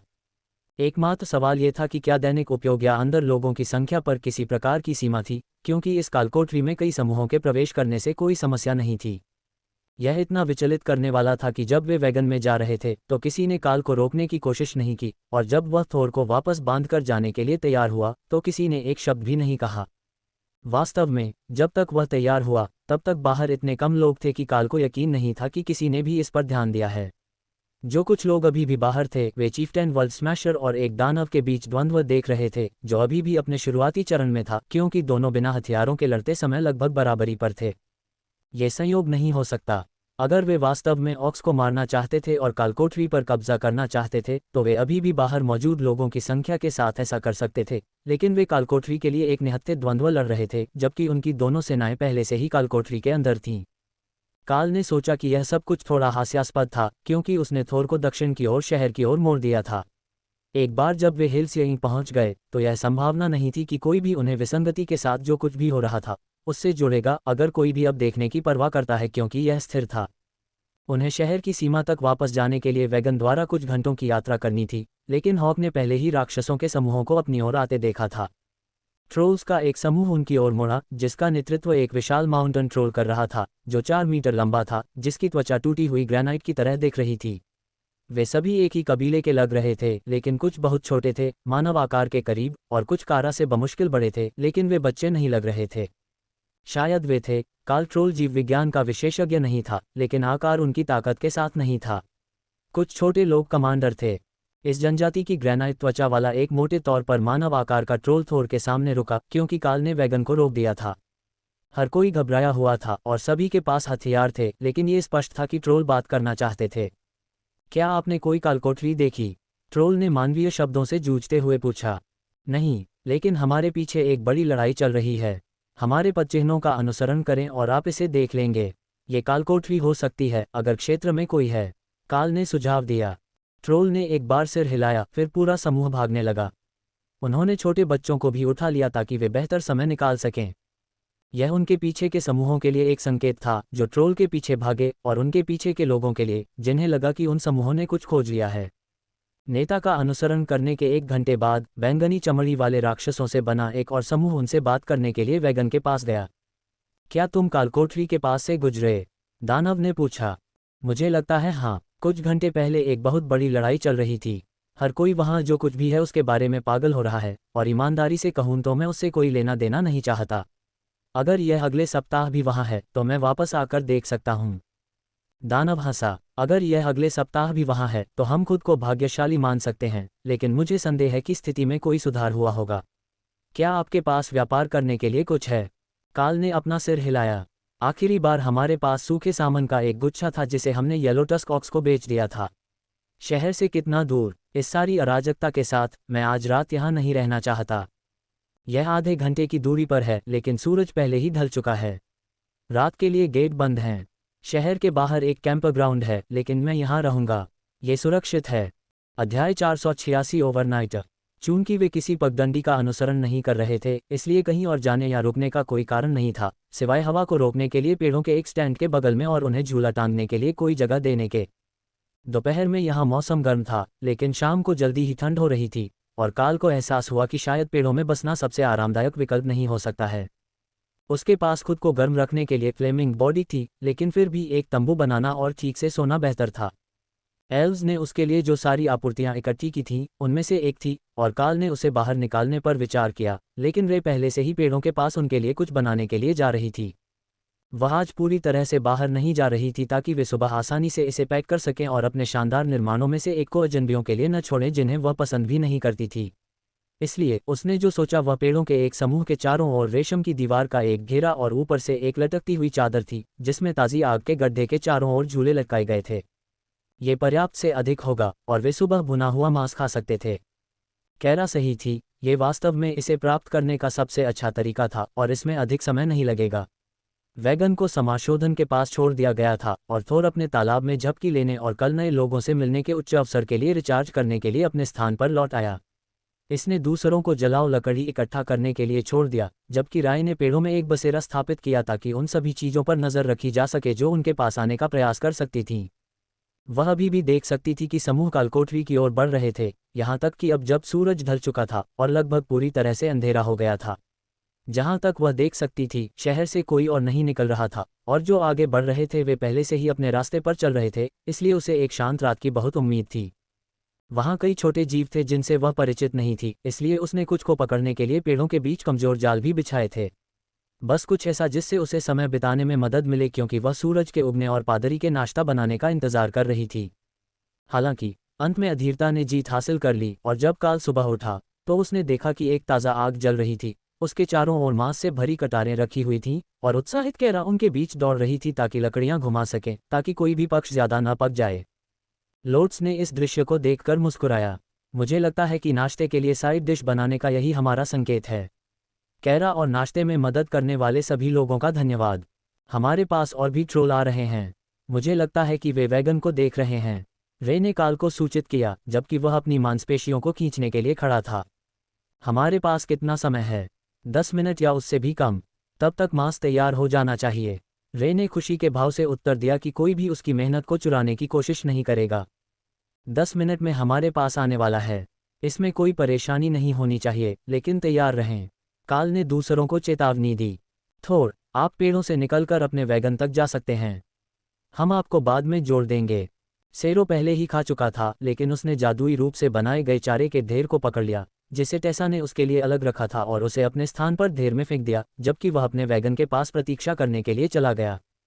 उसके पास इसे जमीन पर फेंकने और इंतजार करते समय नाश्ता करने के लिए बहुत समय होगा, और अगर वह सही था तो यह उन्हें एक सामान्य व्यापारी समूह की छवि बनाने में मदद करेगा, जिन्हें वास्तव में शिविर लगाना था, अपने सेरों के लिए चारा ले जाना था, और रात के हमलों की चिंता करनी थी।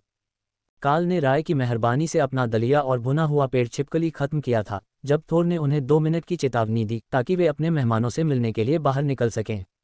अधिकांश जीव अब आने वाले राक्षसों को देख पाएंगे, इसलिए काल को उन्हें बधाई देने के लिए बाहर निकलते समय अपनी क्षमताओं को प्रकट करने के बारे में चिंता करने की जरूरत नहीं थी।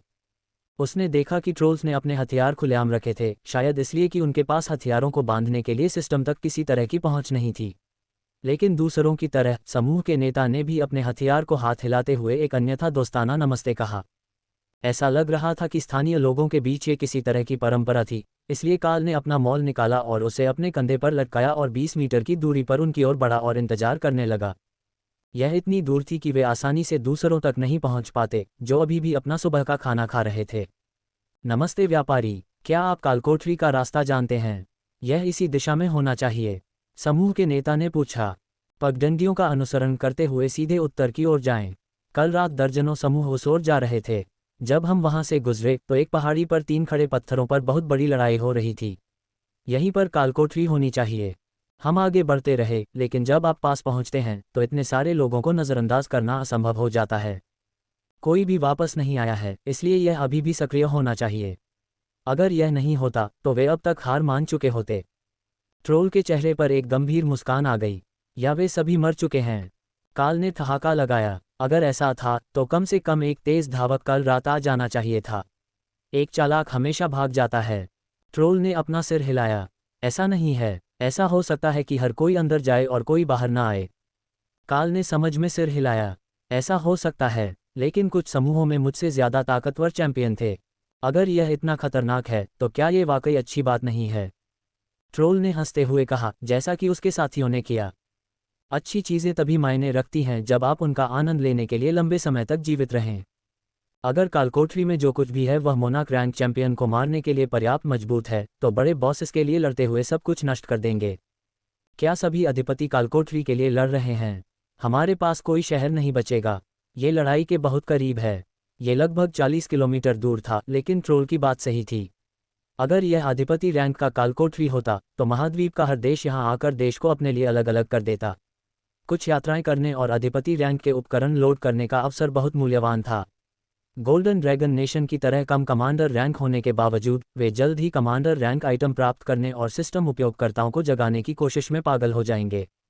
आप अभी भी जाने वाले हैं, ये जानते हुए भी कि हर कोई इसके लिए लड़ेगा? काल ने पूछा। समूह के नेता ने सिर हिलाया और मुस्कुराया। ट्रोल एक साथ काम करते हैं। अगर और ट्रोल हैं तो हम उनके साथ शामिल हो जाएंगे। ओह, मुझे इसके बारे में सोचना चाहिए था। ग्रेनाइट ट्रोल का एक बड़ा समूह था शायद।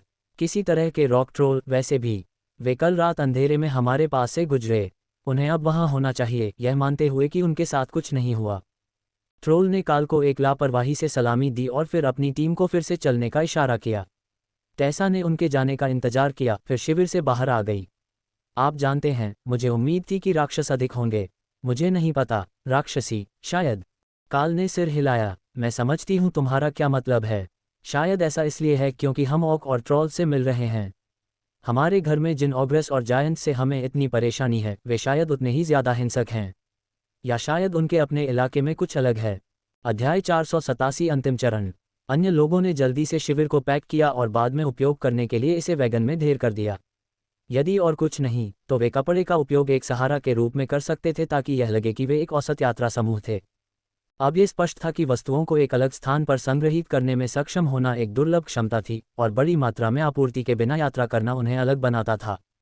ये जल्द ही बदल सकता है, यहाँ कालकोठरी के साथ, लेकिन अभी के लिए उन्हें सावधान रहना होगा। वे ये भी नहीं जानते थे कि कालकोठरी द्वारा किसे जगाया जा सकता है। उन्होंने बीस्ट क्लेरिक्स से सुना था कि पिछली बार जब ऐसा हुआ था तो महाद्वीप पीछे रह गया था क्योंकि उन्हें केवल सिस्टम सक्रिय के साथ कॉमन ग्रेड डेंगॉन मिले थे, और इससे सिस्टम किसी भी शक्तिशाली चीज में जागृत नहीं होगा। ये भी चेतावनी के साथ आ सकता है, भले ही यह कमांडर रैंक हो। यदि यह अंदर जाने वाली हर प्रजाति को जगाना नहीं चाहता था तो अनपेक्षित दुष्प्रभाव और बड़े पैमाने पर सत्ता संघर्ष हो सकता था। लेकिन टेसा को यह भी याद था कि पिछली बार कालकोठरी से जगाए गए लोग उस बिंदु से आगे नहीं बढ़ पाए थे। एक मौका था कि उच्च क्षमता वाली प्रजातियों को इससे बहुत कम लाभ मिल सकता था, अगर यह उन्हें इन्वेंट्री और कौशल के अलावा कुछ नहीं देता जो उनके पास पहले से मौजूद चीज़ों से भी बदतर थे। हालांकि इधर उधर रहना और पता लगाना पागलपन होगा। एक बार जब हम हिल्स यहीं पहुंच जाएंगे तो हम वहां क्या करेंगे? टेसा ने काल से पूछा क्योंकि उन्होंने ट्रॉल्स को दूर भागते हुए देखा था। मैं कहता हूं कि हम कुछ व्यापारिक सामान उठाएं और खुद को उचित व्यापारी बना लें। हम आपके और लोड्स के लिए कोई भी गंतव्य प्राप्त कर सकते हैं, और अगर वैगन व्यापारिक सामान से भरा हुआ है तो हमारे पास किसी भी शहर में जाने का बहाना है। काल ने सुझाव दिया। तो कोई छिपना या विस्तृत योजना नहीं, बस सुरक्षित सीमा तक पहुंचने तक यादृच्छिक सामान का व्यापार करना। काल ने सिर हिलाया। मुझे लगता है कि यह काम करेगा। देखिए, अब तक सभी ने हमारे प्रति कैसी प्रतिक्रिया व्यक्त की है। जब तक उन्हें लगा कि हम व्यापारी हैं, उन्हें वास्तव में परवाह नहीं थी कि हम क्या कर रहे हैं। ये बेहतर होगा यदि हम वास्तव में टीम के बाकी सदस्यों को छिपा सकें। गुलामों को रखने वाले देश में इतनी सारी महिलाओं के साथ यात्रा करना एक खतरनाक प्रस्ताव है।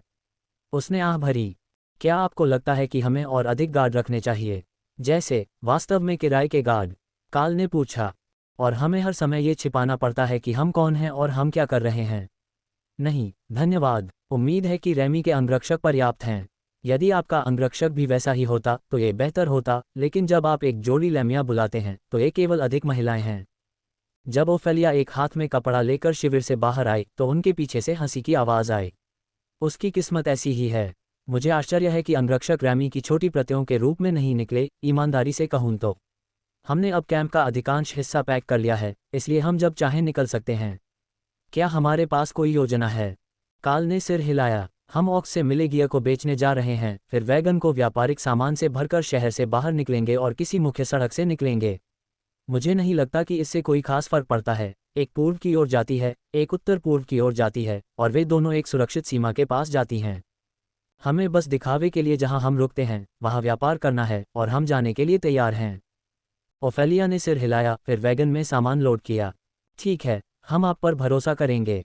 आपको क्या लगता है कि इस तरह से देश से बाहर निकलने में कितना समय लगेगा? काल ने नक्शे के बारे में सोचा, और थोर द्वारा वैगन खींचने के साथ वे प्रत्येक दिन कितनी दूरियां तय करने में सफल रहे थे। यात्रा का पूरा सप्ताह, इसलिए व्यापार और आराम के दिनों के साथ संभवतः 2 सप्ताह के करीब। यदि शहर सुरक्षित है तो व्यापारी समूह का बहुत जल्दी में होना संदिग्ध लगता है, इसलिए हम रास्ते में कुछ शहरों में रुकेंगे।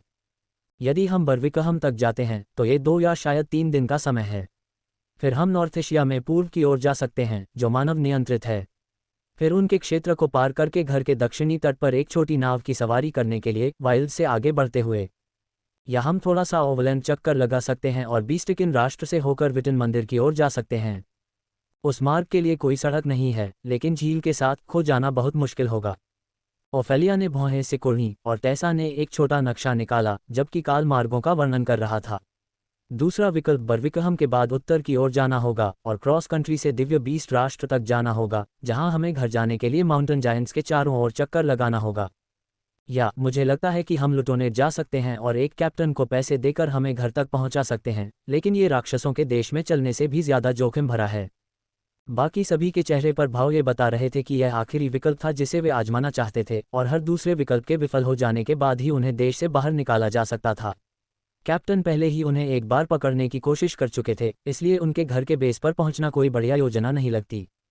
ठीक है, हमारे पास डाकुओं को भगाने से मिली नकदी है, इसलिए हमारे पास कम से कम स्थानीय मुद्रा है और व्यापार के लिए ऑक्स से मिली वस्तुएं हैं। क्या कोई यहाँ एक दिन रुकना चाहता है, या फिर आप हमारे काम खत्म होते ही निकल जाना चाहते हैं? काल ने पूछा। मुझे लगता है कि हमें आज ही निकल जाना चाहिए। हम दोपहर के भोजन के लिए थोड़ा समय ले सकते हैं, लेकिन हमें उत्सव के लिए और देशों के आने से पहले शहर से निकल जाना चाहिए। ऑर्थोस ने हमें चेतावनी दी थी कि वे घटना के कुछ समय बाद ही वहां पहुंच जाएंगे, तथा वहां मौजूद लोगों के विवरण के आधार पर वे संभवतः हमारी तलाश कर रहे होंगे। उन्हें शायद ये पता न हो कि हमने कालकोठरी को स्थिर कर दिया है, लेकिन वे अनुमान लगा सकते हैं कि हमने पहले समूह के रूप में एक खजाना प्राप्त किया है, खासकर अगर ऑक मर चुके हैं और कोई खजाना बरामद नहीं हुआ है। टेसा ने सुझाव दिया। दाना ने अपने मुखौटे के नीचे भौहें सिकुड़ी। उसने इस बारे में नहीं सोचा था। कालकोठरी आमतौर पर पहली निकासी के लिए एक बड़ा इनाम देती है, लेकिन उन्होंने कुछ भी उल्लेखनीय नहीं देखा था।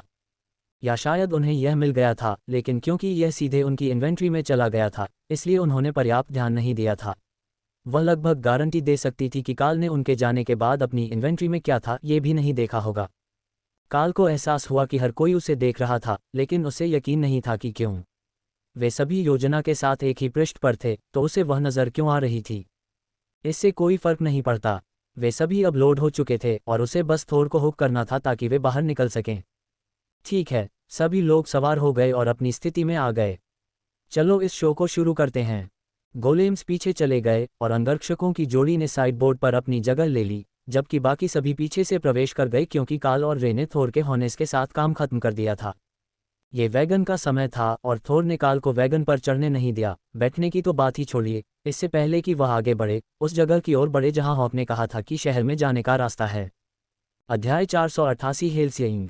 1 घंटे बाद गेट पर पहुंचने पर भी हेल्सिंग का मूड साफ था। ऐसा लग रहा था कि पूरा शहर सड़कों पर था और काल के संवेदनशील कान राक्षसों की दर्जनों प्रजातियों को शहर के बाहर एक नई विसंगति के बारे में बात करते हुए सुन सकते थे।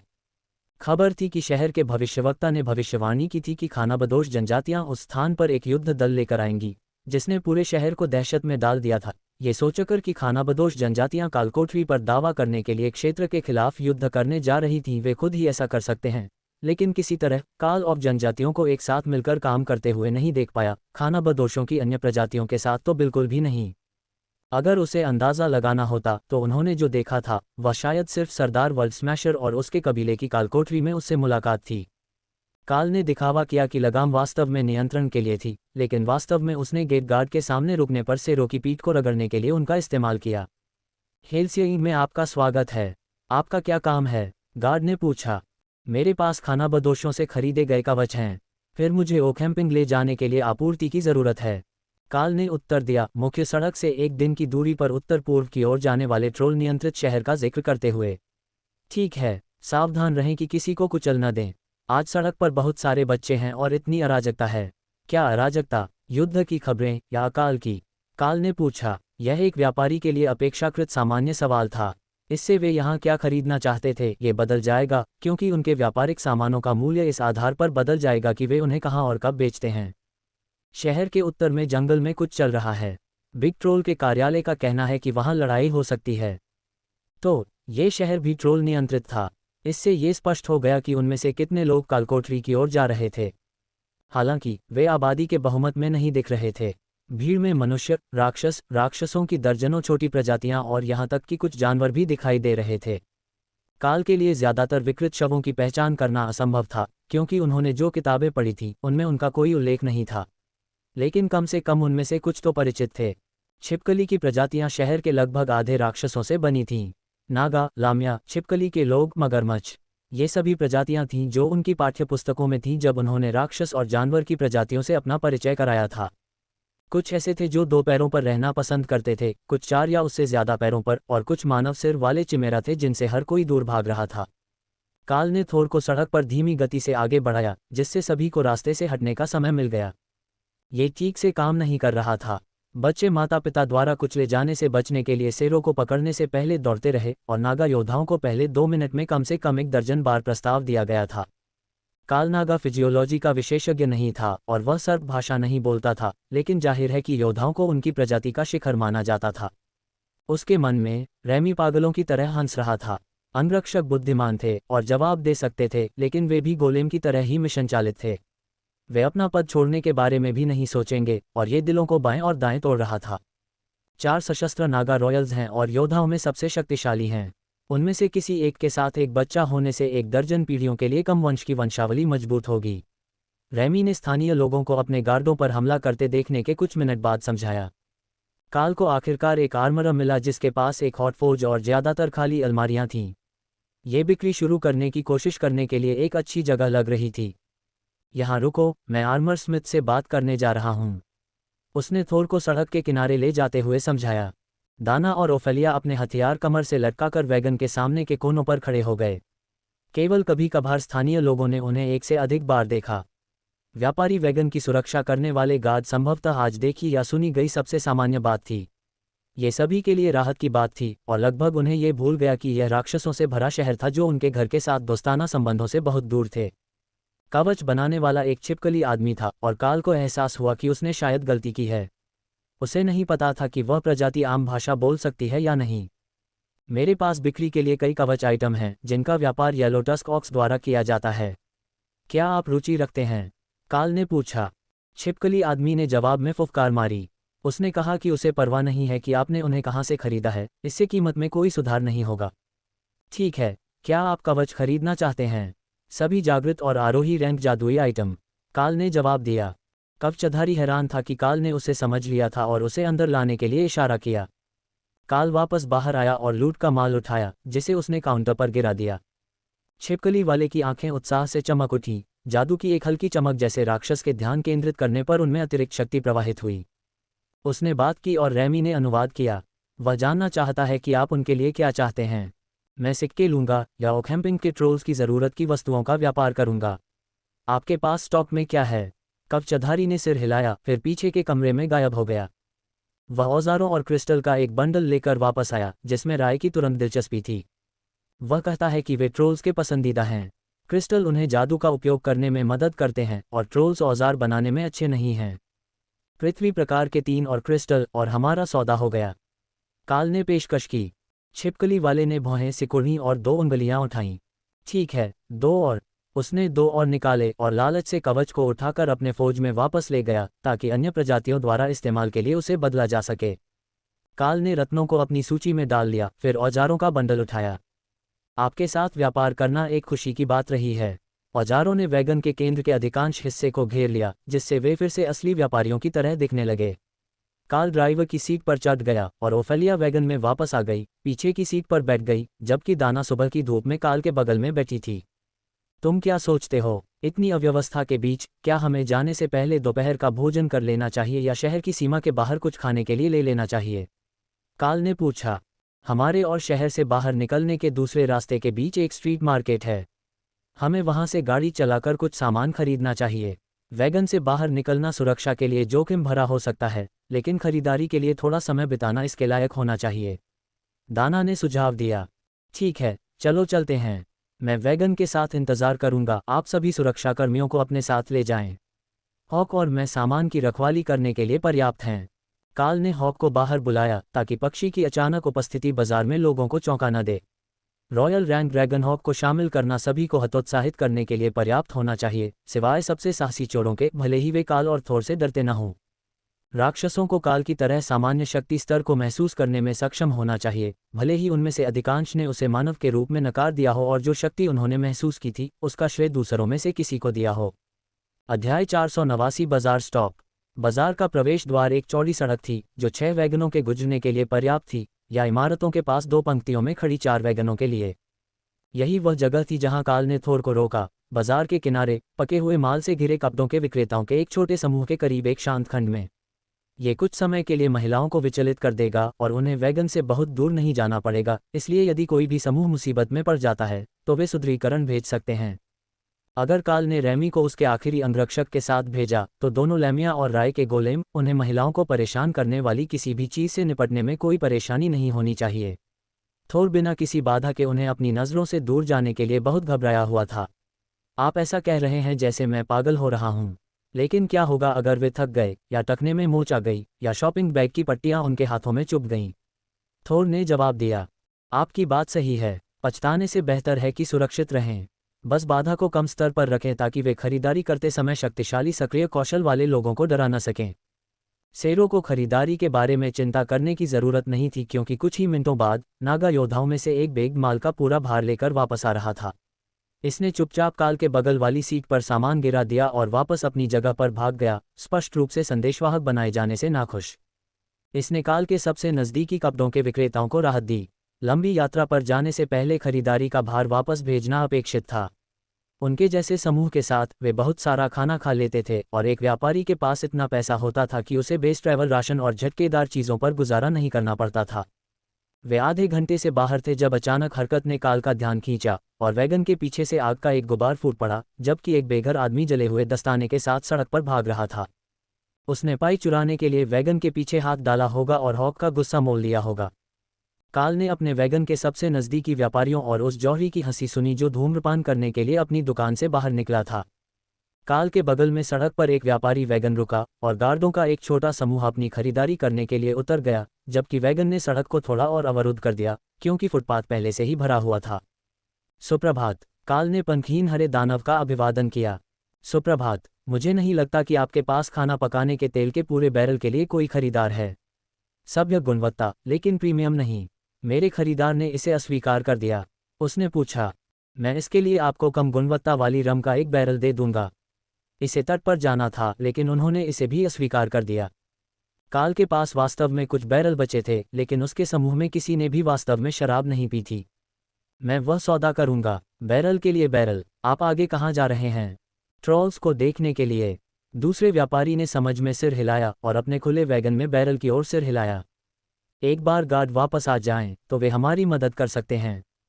काल ने हंसते हुए रम बैरल को पकड़ लिया। यहाँ, मैं तुम्हारे साथ व्यापार करूंगा। उसने उसे सौंप दिया और उसकी जगह तेल ले लिया। उसे नहीं पता था कि 50 गैलन खाना पकाने के तेल की ज़रूरत किसे होगी, लेकिन ऐसा लग रहा था कि यह ऐसी चीज़ है जिसे वह बेच सकता है। बैरल को पकड़ते समय दानव संदिग्ध लग रहा था, फिर उसे उठाने में विफल होने पर वह भ्रमित हो गया। हाँ, ये थोड़ा भारी है, लेकिन मैं जितना दिखता हूँ उससे ज़्यादा ताकतवर हूँ। अगर आप चाहें तो थोड़ा सा चख सकते हैं। रम बहुत खराब नहीं है, लेकिन यह नाविक के लिए उपयुक्त नहीं है, काल ने सुझाव दिया। दानव मुस्कुराया और लंबे हैंडल वाले चम्मच को अंदर डुबोने और एक घूंट लेने के लिए ऊपरी बंद को खींचा। फिर थोड़ा सा घरघराहट की आवाज़ आई क्योंकि उसकी आंखों में पानी आ गया था। ठीक है, ये नाविक के लिए बहुत कमज़ोर नहीं है। इसका स्वाद भी सबसे खराब नहीं है जो मैंने चखा है। मैं इसे नागा को बेच सकता हूँ। वे शराब के बारे में उतने चुस्त नहीं हैं जब तक कि यह मजबूत हो। आपके साथ व्यापार करना खुशी की बात है। इससे निकलने वाली गंध तीखी थी और काल को आश्चर्य हुआ कि क्या ये वास्तव में पेंट स्ट्रिपर के लिए था, न कि निगला हुआ तरल पदार्थ। लेकिन अगर उसके पास इसके लिए कोई खरीदार था तो ये ठीक था। महिलाएं पूरी बाहों के साथ वापस आईं और दो बहुत ही परेशान दिखने वाले नागा योद्धा थे जो अभी भी सभी छिपकली प्रजातियों की महिलाओं को आकर्षित कर रहे थे। नए कपड़े देखने के लिए एक और स्टॉप और हम जाने के लिए तैयार हो जाएंगे। हमारे पास सप्ताह के लिए आवश्यक सभी आपूर्तियां हैं, टेसा ने उन्हें उतारते समय समझाया। ये जले हुए बालों की तरह क्यों महक रही है? ओफेलिया ने पूछा जब वे सामान को गाड़ी के पीछे ले जा रहे थे। हॉक ने पाई चुराने की कोशिश कर रहे किसी व्यक्ति को पकड़ लिया। काल के बेबाक जवाब पर व्यापारी महिलाएं हंस पड़ीं और मूल कहानी से कहीं ज्यादा मनोरंजक कथानक के साथ अपनी दुकानों पर मौजूद खरीदारों को कहानी सुनाई। उनके संस्करण में ये लगभग ड्रैगन की आग थी जो गाड़ी से निकल रही थी, जिसने अन्य गाड़ी के जानवरों को डरा दिया और उसके लिए जौहरी की पाइप जला दी। चोर भी एक दुष्ट दिखने वाला आदमी था जिसके बाल जल रहे थे, न कि एक अधेड़ उम्र का बेघर आदमी जिसके दस्ताने जल गए थे। टेसा और लोट्स दोनों ने कुछ आइटम चुने और ओफेलिया को एक लंबा कोट मिला जिसे वह वेबियर रूप में पहन सकती थी। उस रूप में रहना कष्टप्रद था क्योंकि वह अपना असली रूप छिपा रही थी, लेकिन ये सुरक्षित था। हालांकि वह कोट में अच्छी लग रही थी, एक उचित अंगरक्षक की तरह, और व्यापारी उसके रूप से बहुत प्रभावित हुए। तुम घर से बहुत दूर हो, क्यों नहीं क्या आप इन्हें भी आजमाते हैं? यदि आप दक्षिण में जा रहे हैं तो आपको दक्षिण में मिलने वाली हर चीज़ को आजमाना चाहिए, है ना? कपड़ों के एक व्यापारी ने सुझाव दिया। उन्हें लगता होगा कि वह देश के उत्तरी हिस्से से दिव्य जानवर राष्ट्र के पास थी, जो उसे घर से 1000 किलोमीटर से ज़्यादा दूर ले जाएगा, जो मोटर वाहनों के बिना एक राष्ट्र में एक दुर्लभ बात थी। जब तक वे गाड़ी में वापस आए, टेसा और लोट्स दोनों के पास कई नए कपड़े थे और ओफेलिया के पास एक नया कोट, पैंट और एक अलंकृत हथियार बेल्ट था, जिस पर भालू की सतह पर काम किया गया था, जो किसी प्रकार के कमांडर रैंक की खाल से बना था। वह लगभग समुद्री डाकू कप्तानों में से एक की तरह लग रही थी, टोपी के बिना। लेकिन यह उसके अनुकूल था और वह स्थानीय लोगों के साथ बहुत बेहतर तरीके से घुल मिल गई थी, क्योंकि अब उसके पास अपने अधिकांश कवच कपड़े के नीचे छिपे हुए थे। काल को बस उम्मीद थी कि आइटम आपस में जुड़ जाएंगे या वे पहली लड़ाई तक नहीं टिकेंगे। एक बरस्कर सबसे अच्छे समय में कपड़ों पर कठोर होता है और उसके पास हमेशा अपने सजावटी कपड़े उतारने का समय नहीं होता। लड़ाई। राय भी यही सोच रही थी और बाद में ओफेलिया को सजाने की योजना बना रही थी। ये पोशाक अच्छी लग रही थी और अगर यह उसके रेशम से बनी होती तो इसे उसके कवच के ऊपर पहना जा सकता था, इसलिए यह एक विचार के साथ उसके भंडारण में गायब हो जाती। नियमित कपड़ों को स्टोर करने से पहले उन्हें उतारना पड़ता था और यह बहुत ज़्यादा परेशानी भरा था। सोचने पर वह काल को भी सजा सकती थी। शायद हर किसी के पास मैचिंग कोट हो सकते थे ताकि ये दिखाया जा सके कि वे राय के हैं। यह अच्छा होगा। उसके दाना को उसका पहनावा पसंद आया। अध्याय 490 शहर छोड़ो।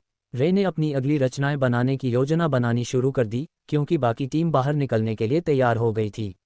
वैगन अब लगभग भर चुका था। काल के थोर को आगे बढ़ाने के लिए बस आराम से बैठने के लिए पर्याप्त जगह थी, ताकि दूसरा वैगन फुटपाथ पर अपनी जगह ले सके। यह एक अलग केक है। क्या आपने कुछ खरीदा? दाना ने पूछा जब वह आगे की सड़क को देखने के लिए बैठी। हाँ, मैंने रम के बदले खाना पकाने का तेल खरीदा।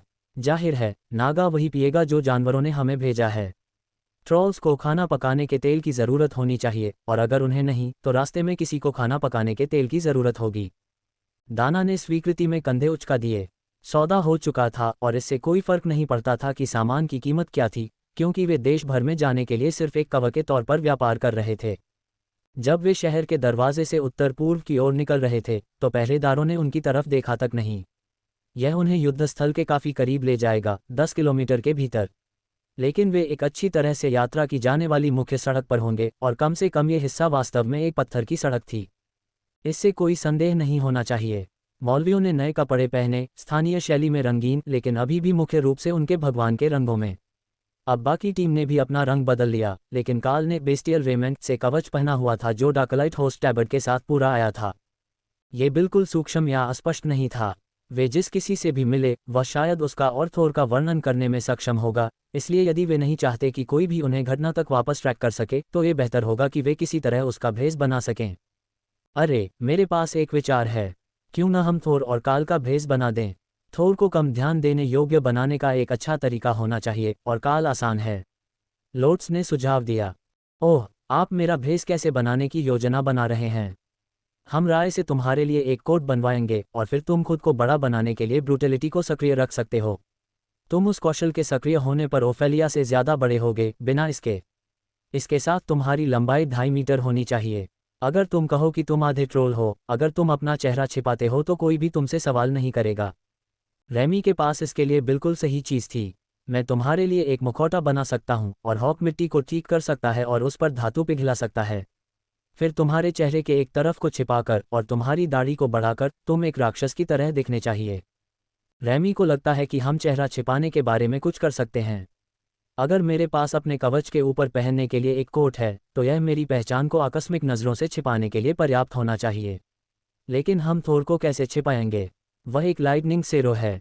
काल ने उन्हें याद दिलाया। मैं भी ऐसा कर सकता हूँ। मेरे पास सभी सामग्रियाँ हैं। रेमी ने गर्व से घोषणा की।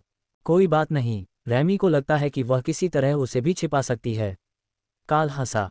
दाना ने हंसते हुए कहा, मैं ये जानने के लिए उत्सुक हूँ कि वह क्या सोचती है कि थोर को कैसे छिपाया जाएगा। काल ने अपनी क्षमताओं के बारे में सोचा, ये सोचते हुए कि वह अपनी सामान्य लड़ाई शैली को छिपाने के लिए क्या उपयोग कर सकता है। वह नहीं चाहता था कि कोई भी व्यक्ति अपनी उपस्थिति को गोल्डन ड्रैगन नेशन के काल नामक रॉयल रैंक एलिट से जोड़े, भले ही वह सड़क का नाम बनाने के लिए बहुत दूर तक न सोच रहा हो। डिसइंटीग्रेशन केवल समुद्री लुटेरों को ही अच्छी तरह से पता होगा, इसलिए ये ठीक होना चाहिए। लेकिन उसने यहाँ बहुत अधिक लड़ाई नहीं की थी, इसलिए ऑक्स को भी बहुत कुछ पता नहीं होगा। जब तक वह चेन लाइटनिंग और ब्लिजार्ड कॉम्बो से बचता है जिसके लिए वह और रैमी प्रसिद्ध थे, या ऐसा दिखता है कि यह सब रैमी का है, तब तक अधिकांश सरकारी लोग भी इसे एक साथ नहीं जोड़ेंगे, क्योंकि सभी ने उसे स्पिरिट स्नैक के रूप में दर्ज किया था, न कि नागा क्वीन के रूप में। ओह, हम आपको हमारे समूह के टैंक की तरह बना सकते हैं। मुझे लगता है कि मेरे पास यहाँ एक ढाल है और आप उस मॉल को एक हाथ से या तलवार से इस्तेमाल कर सकते हैं। ओफेलिया ने जोड़ा। आप सभी को ये बहुत पसंद आ रहा है। काल ने ठहाका लगाया। मेरे पास आपके लिए एक कोट है। राय ने सहमति जताई। ये काले रेशम का था, चमड़े की तरह खुरदरा और डस्टर की तरह पूरी लंबाई का बुना हुआ, लेकिन समुद्री डाकू कप्तान के कोट की तरह डबल ब्रेस्टेड, गतिशीलता के लिए पीछे से विभाजित, और उसने कप्तान के कोट पर चांदी के बटनों की नकल करने के लिए इसमें पवन तत्व चमकदार पत्थर भी बुने थे। काल ने कोट पहना और उसका कवच तुरंत समायोजित हो गया। इसने उसे अपने हेलमेट के लिए एक मुखौटा दिया जो एक काले राक्षस के चेहरे जैसा दिखता था, और काल ने पाया कि वह हेलमेट को हटा सकता है और मुखौटा रख सकता है। ये कौशल बहुत उपयोगी है, हमेशा उस रूप को समायोजित करता है जो मुझे लगता है कि मुझे चाहिए। अब मुझे आपके लिए मुखौटा बनाने का मौका नहीं मिला, हालांकि कोई बात नहीं, मैं थोर के लिए मेकअप शुरू कर दूंगा। यह एक परेशान करने वाला विचार था, लेकिन रैमी वास्तव में इसमें लगी हुई थी। उसने जमीन के पौधे, मिट्टी, कुछ मिट्टी और कुचले हुए जादुई पत्थरों को मिलाकर पेस्ट बनाया। यह एक ऐसी स्थिरता में बदल रहा था जो बूट पॉलिश की तरह लग रही थी, लेकिन रैमी अपनी एक किताब को बार बार याद करती रही और वह खुद पर अविश्वसनीय रूप से गर्वित दिख रही थी। हाँ, मैंने ये किया। ये काम करना चाहिए। शैडो ब्रांच पेस्ट, उसमें से कुछ लें और थोर के चेहरे पर युद्ध का रंग बनाएं। काल ने वैगन को रोका और निर्देशानुसार किया। थोर की रिज के नीचे और उसके चेहरे के किनारे पर चौड़ी उंगलियों वाली धारियां बनाईं। फिर वह अपनी कारीगरी की प्रशंसा करने के लिए पीछे हट गया, क्योंकि थोर के पास अब युद्ध का रंग था। फिर प्रभाव तब तक फैल गया जब तक कि थोर पूरी तरह से काला नहीं हो गया, चमकदार नहीं बल्कि सपाट काला और गैर परावर्तक। ये प्रभावशाली है। ये कहाँ से आया? दाना ने पूछा। जाहिर है कि यह कुछ ऐसा है जिसे रैमी बना सकती है। जब मैं उसके स्थान पर शैडो ब्रांच पौधों की जांच करता हूं तो मैं निर्देश देख सकता हूं। जब तक वह इसे धो नहीं देता या जब तक वह अपने स्थान पर वापस नहीं आ जाता, तब तक यह उसे ऐसा ही दिखना चाहिए, क्योंकि अगर वह नहीं चाहता तो यह उसके साथ जाने की संभावना नहीं है। काल ने समझाया। उसके पास पहचान कौशल था, लेकिन इतने सारे पौधे थे कि उसने उन सभी को देखने की कभी जहमत नहीं उठाई, संभावित संयोजनों की तलाश में जो कुछ उपयोगी बना सकते थे। रैमी अपने कौशल में काल से बेहतर था, उसे पूरा यकीन था। लेकिन ये सिर्फ एक सामान्य ग्रेड बेस मंत्र था, उन्हें आगे बढ़ने में मदद करने के लिए कोई शक्तिशाली मिश्रण नहीं था, जिसे काल हर बार खोजने की कोशिश कर रहा था जब वह पहले उनके सामान को देखता था। ये संभव था कि वह सभी प्रकार की छोटी चीज़ों को याद कर रहा था, क्योंकि वह बस उन्हें ढूंढना नहीं जानता था। जब वे वापस आए तो वह रैमी को कुछ समय के लिए मोर्गाना के साथ छोड़ देगा ताकि देख सके कि क्या उसके पास कीमिया के लिए कोई हुनर है। उसे चीज़ें बनाना पसंद था, और यह सिर्फ उसके कुलदेवता के लिए मूर्तियां बनाना नहीं था।